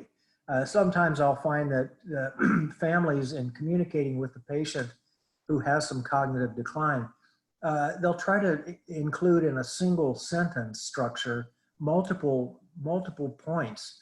You know, I think the way I look at it is one thought at a time, one direction at a time. Don't do multiple directions. Okay, we're going to do this, then you're going to do that, and then don't forget to, you know, just break it down into simple directions. Try to keep your voice calm, and encourage the patient to do as much as he or she can. But when they need help, do that.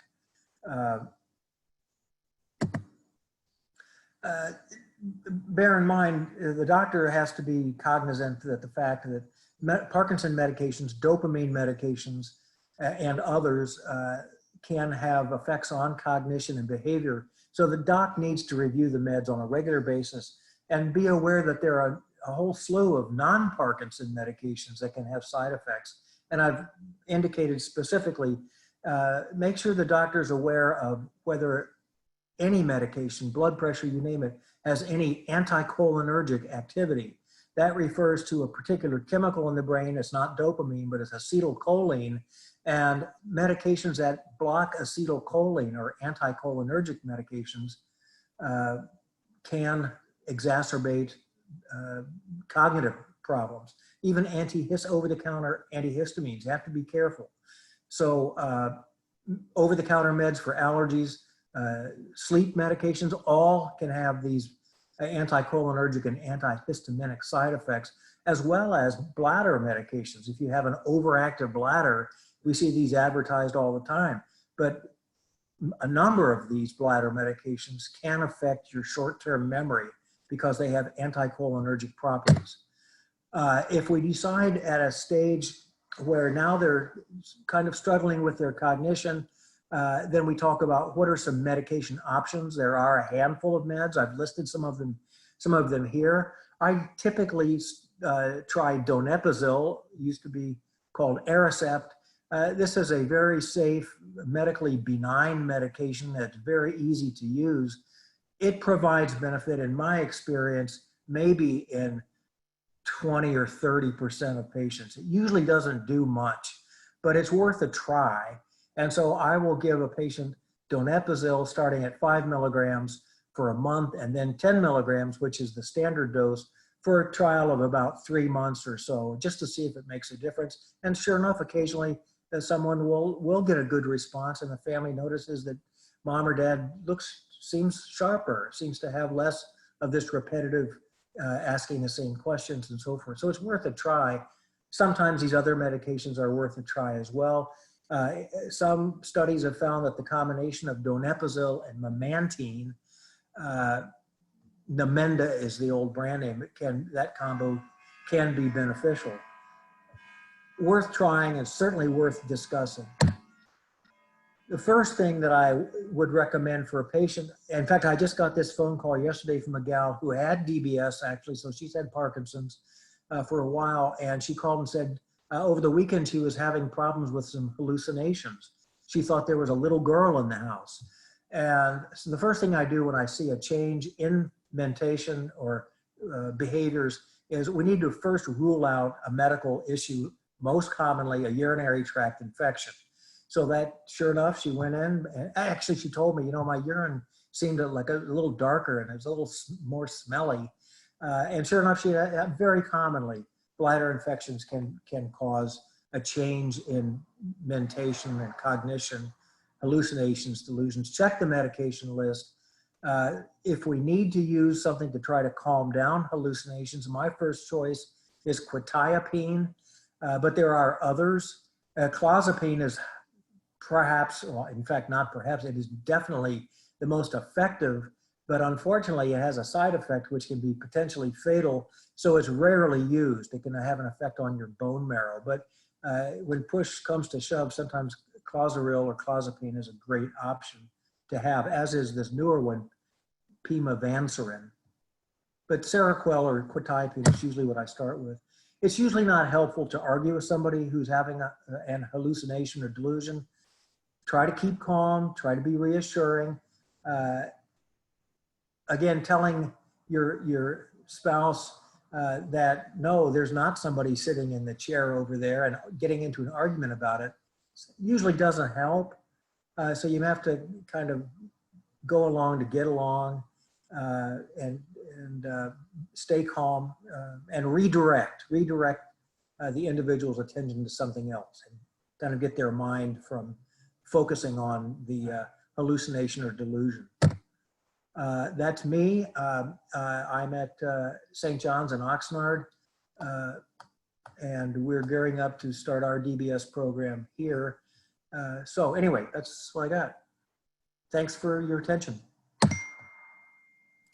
Thank you so much, Dr. Hiner. We really appreciate Sure. all the information. And again, the details to contact Dr. Hiner were in the chat, and then he's graciously provided more information here. So with that, I'm going to ask Dr. Hiner one question, and then we're going to enter into the full Q&A with all the speakers. If you have any more questions from the audience, please go ahead and send those to Danielle now so that we can address those in the next 10-15 minutes here. So Dr. Hiner, can you just give us a brief overview of how sleep interacts with these cognitive changes, the role of sleep? Yeah, sleep is such a common issue. Sleep is clearly one of those non-motor symptoms which we deal with commonly. I would say 80% of my patients will report sleep problems. And sleep disorders and Parkinson's come in a variety. There's a whole set of specific sleep issues. One of the most common being restless leg syndrome. And again, restless legs can precede the actual diagnosis of Parkinson's by years. And I should mention, as can loss of your sense of smell and taste. But anyway, so sleep disorders and Parkinson's does not get better with Parkinson medication, with one exception. And this is relatively uncommon, but some patients will be, they'll go to sleep, wake up a couple of hours into sleep because of tremor or reemergent tremor.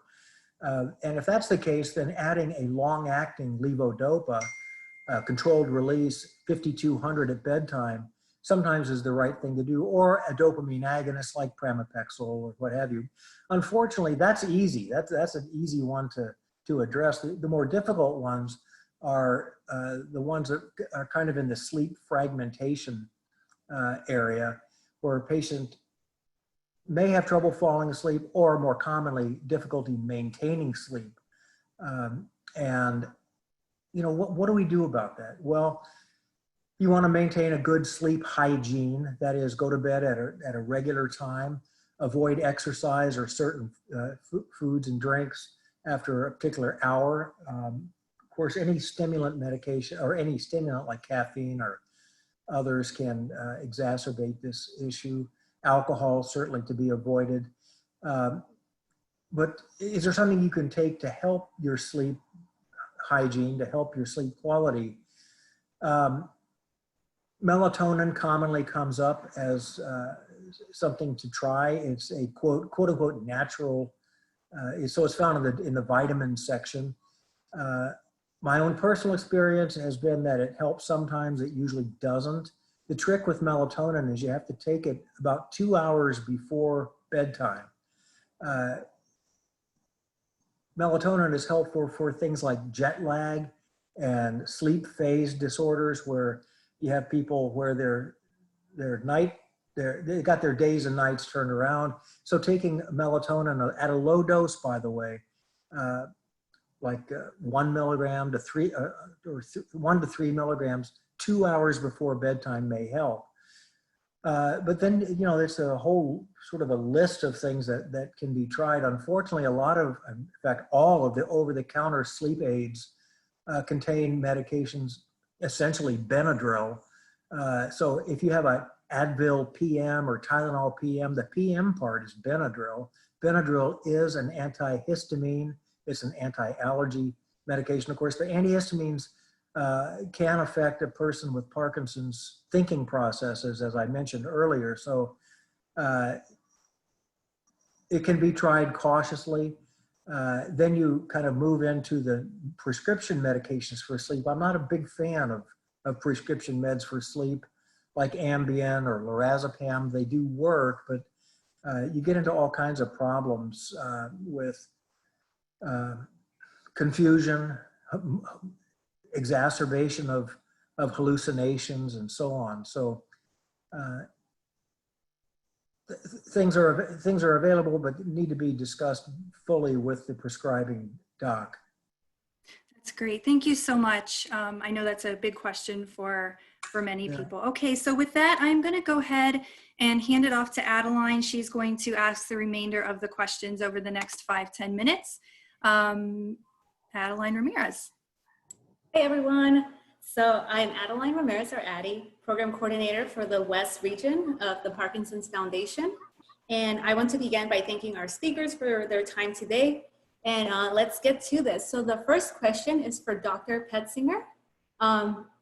We know you have to leave soon, so we will group your questions together here. So the first question is, what can I do to get my person with Parkinson's safely started and motivated to exercise? It's a challenge. Yeah, great question. I think that comes up a lot. I think one of the things that we often do is start with physical therapy, and basically we use physical therapy a lot, really hand in hand with exercise classes. The rationale there is the physical therapist can work with targeting some specific problems that may be occurring. And I also think, it's like anything, you get better when you have a coach. They're going to be able to point out some things to work on in your exercise class. So I think having, starting with physical therapy is always a good idea. Myself, I usually refer patients to physical therapy 2 to 3 times a year to really kind of dial into those problems that people are having, and then using those sort of tool sets to apply to the classes. So again, having some direction is often a good motivator because you kind of know what to do. Otherwise it feels like a mountain. I think the other thing is I do like people, joining community programs. I like classes a lot because I think everybody needs those extra motivators to have people out there kind of rooting for you. I also am a big believer in getting family members out there. I mean, there's something called aging, and a lot of what we're talking about in Parkinson's is actually relevant for all of us. So I do try to get people motivated from, also from the family level, that really everyone should be doing it, supporting one another. So having those groups together, I think, are helpful as well. Excellent. And then there's a follow-up to kind of this. It's on the days that the patients are feeling particularly low in energy, should they skip exercise or should they be encouraged to do at least lighter activity? Yeah, I mean, I think a lot of the idea of exercise is, obviously you've got to listen to your body. I mean, everyone, has good days and bad days. And sometimes you got to know that, maybe you're not able to work out as hard as you have been, and that's okay. So I do think there's a little bit of what we call common sense, which is, you have a program, you do your program as best you can, and there are days that you may not feel up to it. And I think that's okay. I think one thing you want to keep in mind is, I also tell people to make sure that they're optimized on dopamine. Exercise is 50% of the story. The other 50% is dopamine. We're not dragging people on treadmills here, people. We want people fully on. So I'm not having, again, people stumbling through a program. The whole idea here is dopamine is important for a reason. It's called biology, right? So dopamine is important for circuitry. And we know it's important for keeping a person fluid and on. So it's 50-50. Make sure that you're optimized before you start getting involved in an exercise program. And, be kind to yourself. If you're feeling like you're having a bit of a hard time, take it easy and then maybe take a break here and there. But that's where common sense is really quite important. All right. Thank you, Dr. Petzinger. Okay. So the next question we have is for Sheena.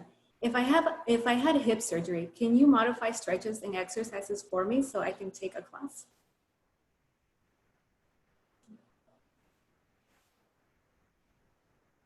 Okay.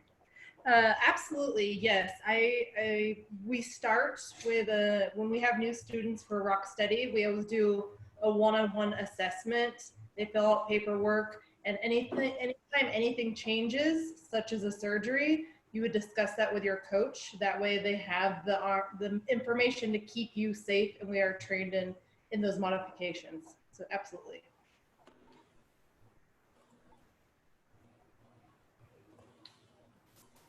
Thank you, Sheena. And the next question is for Dr. Lee. Can DBS help Parkinson's syndrome or Parkinsonism? So in terms of helping the symptoms of Parkinson's and Parkinsonism, yes, it can help the symptoms, but one thing to keep in mind is that DBS and medication at this point, as far as we know, doesn't slow the progression of the disease, unfortunately. And so, yes, it will help the symptoms. It's not going to change the progression of the disease. Okay, and another question for you, Dr. Lee. How does programming work? What exactly are they doing when they program a DBS device? Right. So when we put a DBS lead into your head, the lead itself has a couple of metal contacts at the tip, between 4 to 8, depending on the company that is manufacturer that we use. And the question for the programmer is, which contacts are the ones that are the effective ones for your particular brain? How much electricity needs to go into your brain, and what settings do those need to be? Like how many milliamps, what's the pulse width, and what's the frequency? And so the programmer will start with something called the initial programming, where they sit down with you for probably about an hour or so, and they will go down the different contacts. They'll test each contact. They'll test different frequencies and pulse widths to see what works well for your brain. And then they can then give you a generic setting, or like a preliminary setting, and then you'll come back every couple weeks to work with the programmer, whether it's a movement disorder neurologist or a physician's assistant, to really hone in on the settings that work for you. Everybody's brain is slightly different, and everybody responds slightly different. And this is all done externally through a device that transmits information through your clothes and through the skin. So it's all non-invasive. Thank you, Dr. Lee. And then the next question is for Dr. Hiner. Can you briefly explain delirium? How is it different from the delusions and dementia you described today? Well, it's not very, well, it's different. A delusional disorder or delirium is an acute event. That is, it's like a change. So when I got the phone call from the patient who said over the weekend that she had developed hallucinations and delusions, thinking that somebody was there that wasn't there, well, when I see an acute change like that, that's a delirium. And a delirium is oftentimes the result of something that's happened in your system, in your body, like an infection, or like some imbalance of electrolytes, sodium, potassium, so on and so on. So when a person has delirium, you want to first and foremost find out if this is the result of some change in their bodies, not necessarily from Parkinson's, but from, as I said, some medical cause. Delirium is more common in Parkinson patients simply because their brain is affected by the pathology of Parkinson's disease. So a delirium would be an acute event. Dementia is a very long-term change. I also would mention one thing. The question about Parkinsonism, I hear that all the time. People hear about Parkinsonism. The way I think about it is there's Parkinson's disease with a capital P, and then there's Parkinsonism with a lowercase p. And that can include a whole bunch of things, as Dr. Lee alluded to earlier, things that mimic Parkinson's. And there's a whole slew of conditions that look like Parkinson's that aren't. And we might call those Parkinsonism or Parkinsonian or Parkinson's syndrome with a lowercase p. And that's a complicated area.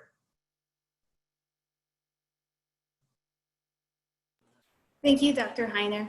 Okay, so we have just one more question, and it's, first I would like to say thank you to the Bakersfield Parkinson Support Group. Paul, I hope you're still on the call, because the next question is for you. We were asked if there is a virtual support group meeting in person in Bakersfield.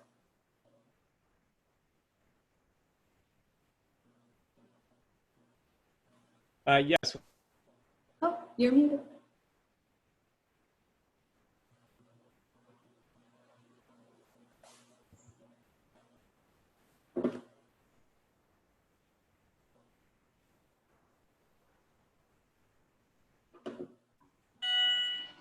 Hi, Paul. So it looks like you're muted right now. There should be something on your screen asking you to accept your mic to be, there you go. should I try it all again then? Anyway, just to repeat what I was saying to a muted screen was that we do have a virtual support group twice a month on Tuesday afternoon at 2 o'clock, twice a month. And if you want the information about how to join our group and participate, we'd love to have you contact Addie Ramirez or Sarah Osborne at the Parkinson's Foundation, or you can send me an email message, or you can telephone. I'm easily reached. I'm in the phone book. My name is on the screen, and also I'm online. I'm easy to find online. So there are 3 people that you can contact, Addie or Sarah or myself, if you'd like to join our virtual support groups, and we'd love to have you. Thank you very much. Thank you, Paul. So that was the last question for today. We want to give many thanks to Dr. Petzinger, Sheena Temple, Dr. Lee, Dr. Hiner. Another huge thank to our sponsors, Kiowana, Kern, Acadia, Adamas, and Boston Scientific. Thank you to the Bakersfield Parkinson Support Group for their support and help. And many thanks to our audience for joining us today. Today's program has been recorded and will be archived in the Parkinson's Foundation website at parkinson.org/California and on our YouTube channel within a few weeks. And if you had any questions today that were not answered, please reach out to us by calling our helpline 1-800-4PD-INFO or email helpline@parkinson.org. Also remember our free resources, including our website at parkinson.org, educational book series, webinars, podcasts, our hospital safety kit called Aware and Care, and our toll-free helpline 1-800-4PD-INFO, which is staffed by the Parkinson's specialist. We thank you again for joining us and hope you stay healthy, safe, and engaged. Thank you, everyone. Also, thank you to Medtronic for their presenting sponsorship. Yes, thank you, Metro.